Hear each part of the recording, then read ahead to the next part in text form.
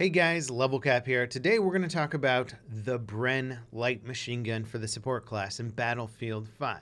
This is a weapon that when I was reviewing all the support weapons back when the game first came out, I said, you know what, save your company coin for a different weapon. This one is not worth your time.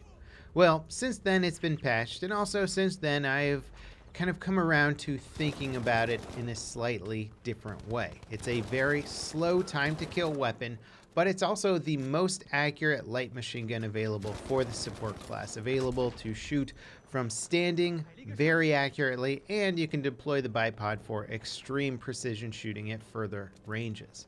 It's not going to win you any firefights in close quarters, but at medium and long range, this is a nasty little plinker, and it can do quite a bit of damage, plus you've got unlimited ammo, so feel free to spray away and shoot at anything that moves in the distance. Now, the weapon has a 30-round mag, a 514 round per minute rate of fire, the best accuracy while standing or bipoded of any machine gun in the game, and I've configured it with the right side specialization tree to improve its accuracy even further and give it higher velocity rounds to hit moving targets at further ranges with greater ease.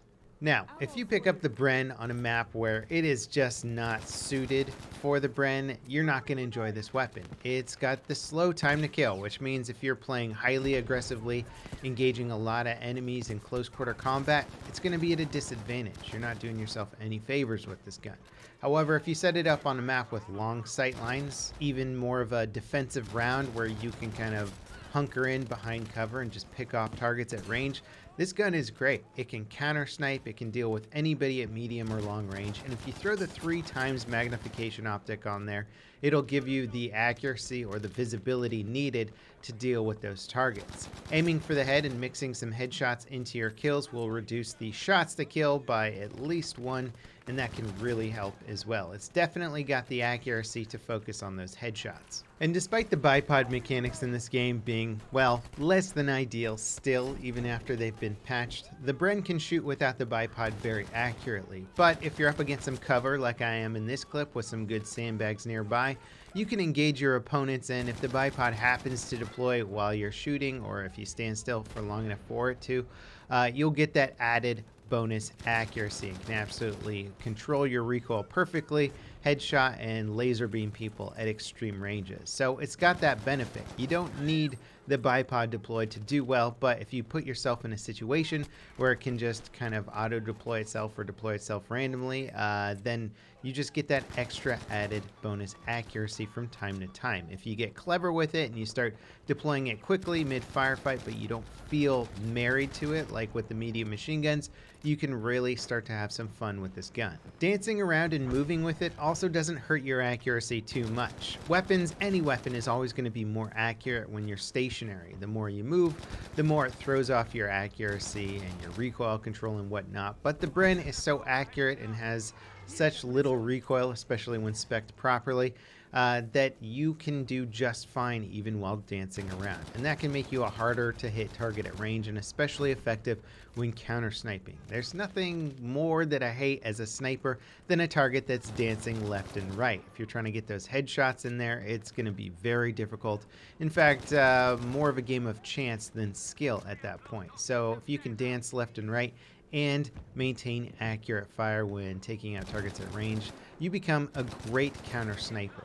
Eros is generally a good map for this weapon. You have a lot of options for long range engagements, long sight lines, although when you get thrown into the city, as you can see, the Bren can still be useful. You just gotta be careful with it. Once you get in close range, you gotta be the one shooting first. You gotta be a little bit more sneaky beaky.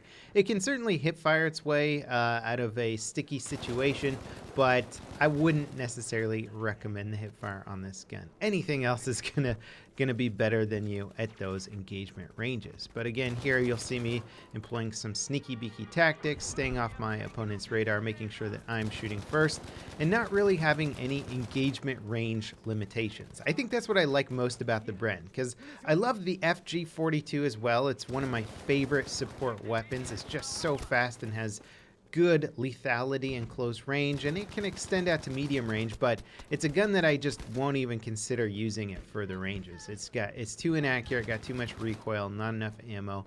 Like, there's just so many situations that I don't want to use the FG42 for, and the Bren, anybody you see, you can essentially shoot at as long as, you know, you're not exposing yourself to too much incoming fire. And that's a nice feeling with any weapon, not feeling limited by the engagement distance. Now, of course, one of the more clunky areas of the Bren is the giant top-loading banana mag.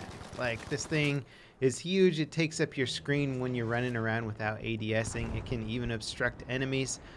It's one thing, again, that makes the 3x optic a nice marriage with this weapon, because when you ADS with the 3x, it almost completely gets the banana mag off screen and it doesn't really obstruct your view. But when running around, it can be a little annoying. It just feels like you have this giant thing sitting in front of your screen the whole time, obstructing what you can see. So if you can get past the aesthetics of that, then this gun becomes more enjoyable. At first I was like, God, I don't want to run with a weapon that's going to block this much of my screen when running around, but once you get used to it, it's not so bad, and it just teaches you to sort of change your stance, look around a bit more, not be so sedentary, so stationary with this weapon. Even though it is a good defensive weapon, generally speaking, when playing defensively, you want to move around a little bit. You know, if you keep shooting from one location for too long, you're going to get hit by a Piat, a grenade launcher, a sniper's going to find you. It's good to stay mobile, whether you're offensive or defensive. And even here up on top of this bridge, I'm still able to get kills at extreme range. I deploy my bipod on the railing there, kind of hope that a sniper doesn't pick off my head while I'm standing stationary, but it's just cool that I have that level of versatility with this weapon. I can hip fire somebody down in close quarters, or I can full auto spray somebody with the bipod deployed at like 300 meters away. Not bad versatility. Now, what are some of the things you can't do with the Bren? Well, you can't go on an epic flanking maneuver and mow down a whole squad before they notice you. The Bren has a very slow time to kill. If you aim for the head, you can shorten that time to kill quite a bit, but it's still going to give your enemies plenty of time to react. You might kill 1 or 2 guys, but third guy's definitely going to notice you, turn around, and kill you. That's where you are with the Bren. It's not an epic flanking machine. It is very good for playing on the front lines with your enemy, or doing some sort of long-range flanking maneuvers where the enemy doesn't quite notice you and then they do, but you've got some decent cover and you can peek corners carefully. You're going to be able to outshoot them with your accuracy and precision at those medium range engagements. And so that's where it's good.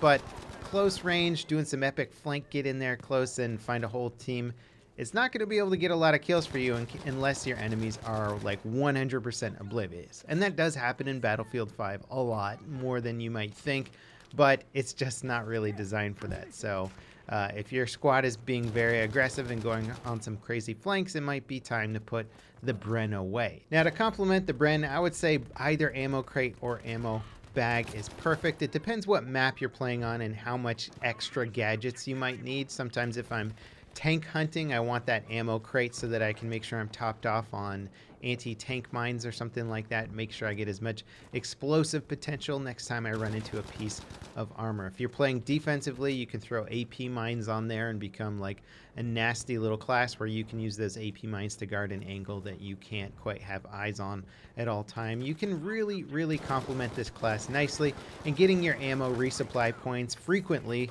since you should usually be in the thick of your team, you're not really a good solo player with this weapon, is great. You can easily top scoreboards, and I've been doing nothing but that when I play the Bren. Usually at the top of the scoreboard. Great KDR, great ammo distribution points, usually some vehicle kills in there as well.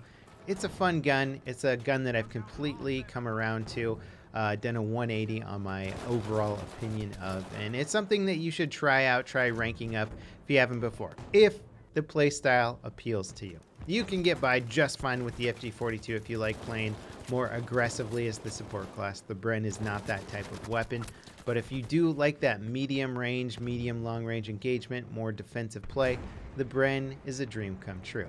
As always, guys, thanks for watching. Let me know what you think about the Bren machine gun, or what your favorite support weapons are in the comments down below. And I'll see you next time. This is Level Cap, signing off.